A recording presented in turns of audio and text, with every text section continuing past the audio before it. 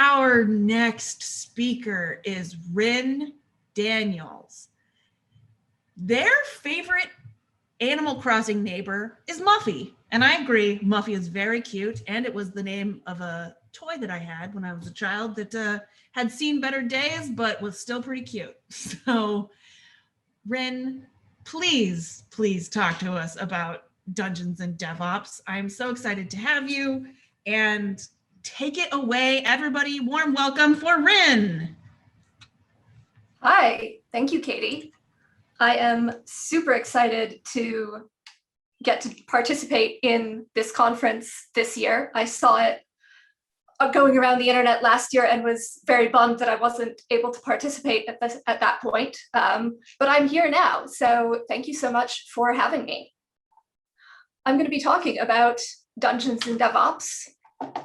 And for those of you who might not be familiar with D&D, it is a pencil and paper role-playing game. You have roles like the Dungeon Master or DM, who kind of runs the whole adventure. There's players who play characters.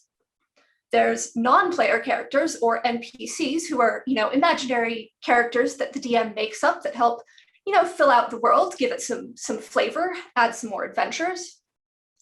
And you roll dice, kill monsters, gain XP, have adventures, that sort of thing. I've been running a D&D campaign for a bit over 2 years now. It's been remote for about half that time because of the panini. But I think there's a lot that D&D can teach us about empathy, whether you're a player or a DM. So if you want to play D&D, the first thing that you have to do is find a group.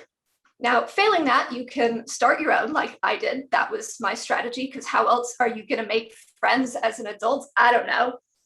But whether you do that or find a group that already exists, there are some things that you'll want to think about.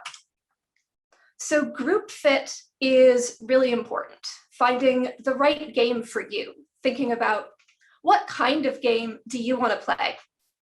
So when I was in college, for example, I played with a group of people who took it super seriously, and you had to have 2 pages of single-spaced typed backstory in order to even start playing. And that was way more serious than I wanted to take it. I just wanted to run around and kill some imaginary monsters. So that was not the best fit for me. Not everyone wants to play the same sort of game, and that's okay. After you've found a group, the next step is to create or roll your character. So this involves some things that you get to choose and also some rolls of the dice. The process does involve some luck. So in D&D, you roll a bunch of dice in order to get your attribute scores, where attributes are things like strength, how strong you are, or dexterity, intelligence, charisma. And you roll a bunch of dice, and then you get to kind of pick which numbers go with which attribute. The thing is, the dice don't always cooperate. You can't always choose how they roll. You might get a lot of low numbers that will make things harder for you. And that kind of sucks, but it happens. Sometimes the DM, if you get really bad numbers, will be nice and let you kind of re-roll. But in real life, that doesn't really happen. So be kind to people, because you don't always know what the dice gave them. It's also important to remember that your stats are not everyone else's stats. Just because the dice were nice to you and something is easy for your character doesn't mean that it's something that's objectively easy. But it's not all dice. There's a lot of choices about kind of who you want to be and what character, what role you want to play in D&D, because it is, after all, role-playing. So what are the things that you do get to choose? After you've rolled the dice to get your character attributes, you have skill points that you can spend, that you can put into different skills, like being good with swords or using magic in a particular way. You might decide to put points into areas that you're already strong in to give them more of a boost, to be like, yeah, this is my superpower. Or you might pick areas where maybe the dice didn't roll so well and you want to kind of balance things out by adding a few more points there. But you can pick. Now, not everyone is going to pick the same skills. Some people want to play strong, stabby characters, and some people are going to be squishy and use books and magic instead of swords and axes. You can pick what interests you, or you can pick skills that you think might be good for adventuring in a group. And I'll talk a little bit more about that in a bit. Another part of character creation is alignment. So in D&D, there's two axes of alignment. There's good versus evil and lawful versus chaotic. Good versus evil should be pretty self-explanatory. Lawful versus chaotic is more, do you follow some existing rules or laws, or do you kind of YOLO and do whatever your whims tell you you should do? Your alignment will impact the way that you interact with the world and with the people around you. So a lawful good druid who wants to protect nature and follow the rules of the forest maybe isn't going to get along that well with an evil fighter who doesn't care how many forests they burn down in pursuit of raising their evil skeleton army. But you can pick your alignment. You can pick your moral code. You don't have to raise an evil skeleton army that scares everyone if you don't want to. Another part of creating your character is kind of goals and backgrounds. So backgrounds could be your character's backstory that doesn't have to be 2 single-spaced pages. These can impact your goals also. So maybe your character, lost a family member in a fight with a wizard and now they want to get revenge on magic users. Or maybe they just grew up in a really small village and want to see more of the world. The goals that you pick, and one of the fun things about the game is seeing where your goals take you and how they kind of change over time. And finding ways to keep working towards them even when the dice or the mean DM throw obstacles in your way. Again, it's important to remember that your goals aren't going to be the same as everyone else's goals, which will become more relevant when you start adventuring with a party. Because the party is really what makes the game. I haven't heard of anyone playing D&D with just one player. So usually everyone will build their characters individually, and then when you start playing, everyone's characters get to meet each other.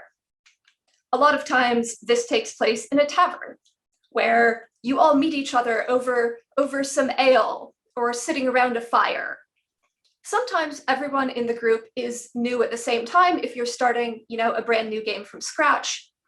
But sometimes, someone will leave the group and, maybe they were too busy, maybe it wasn't a good fit, maybe you just want to bring some more people in to join the fun.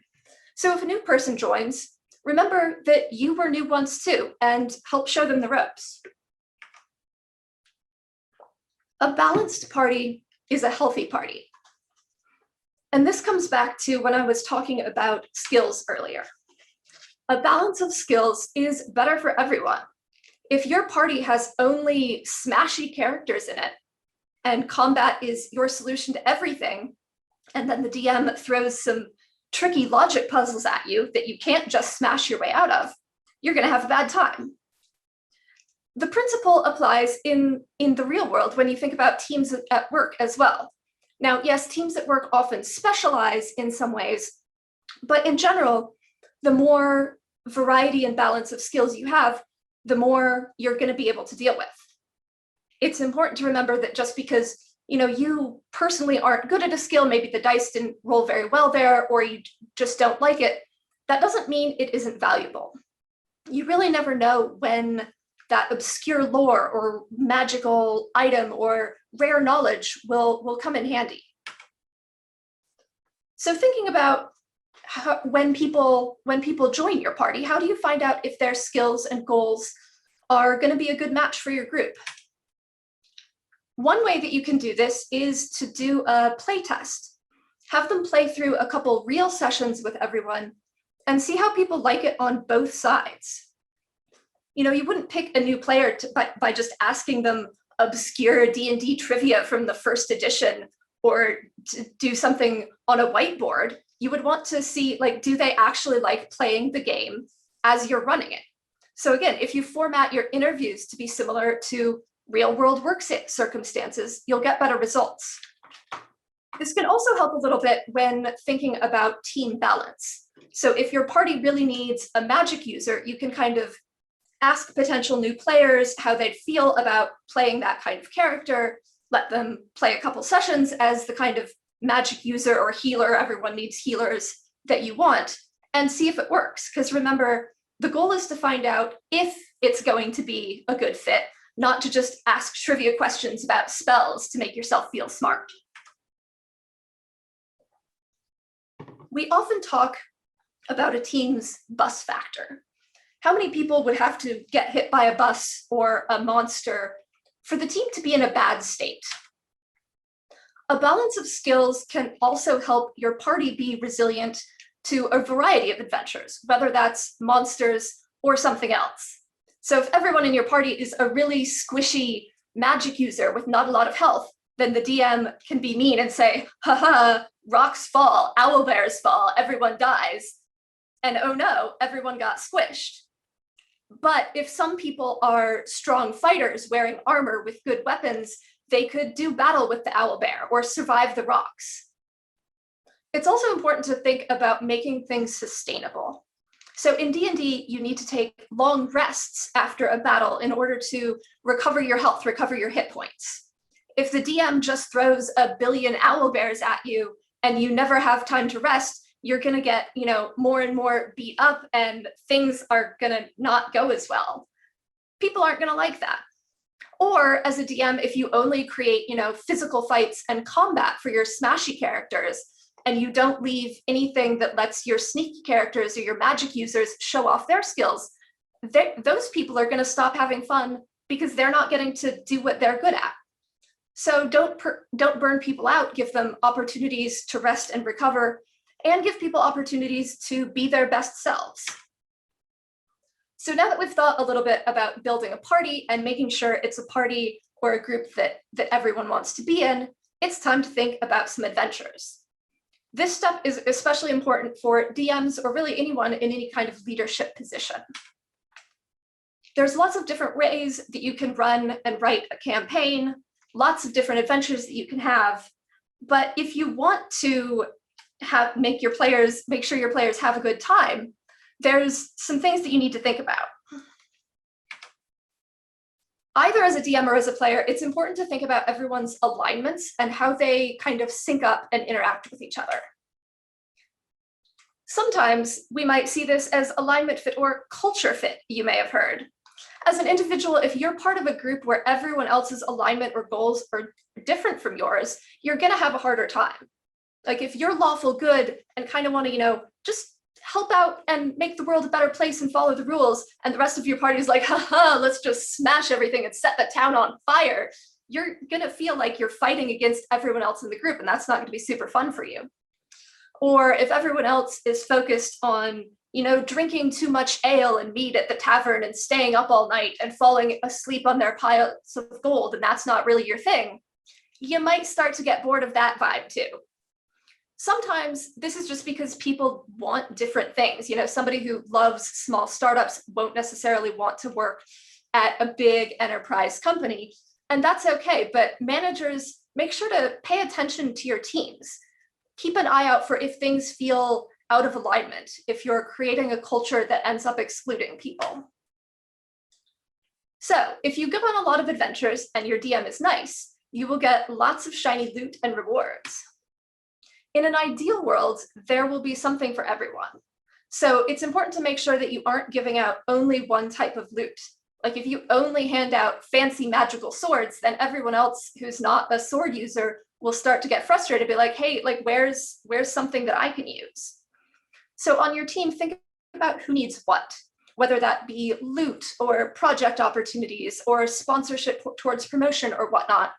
Not everyone will need the same things, the same support. So it's important to, talk to people, give them room to explore what they want, find that out, and then help them get there.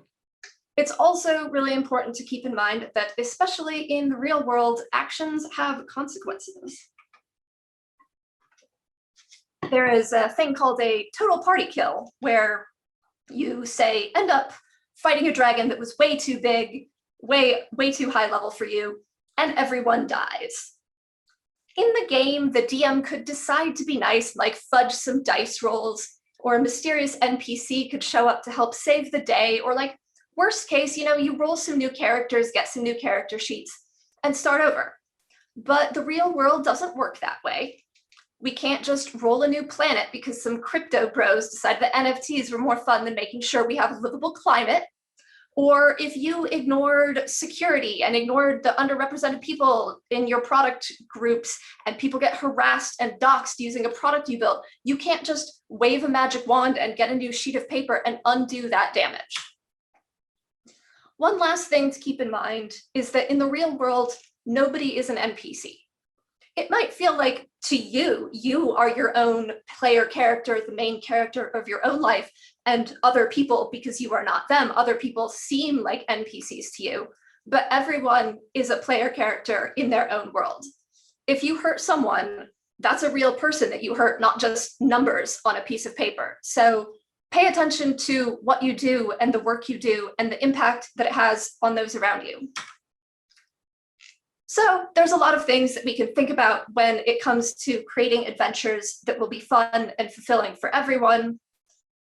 As a player, you can think about what you want to do, what sort of person you want to be, what sort of adventures you want to have, and hopefully that will help you find a group that's a good fit.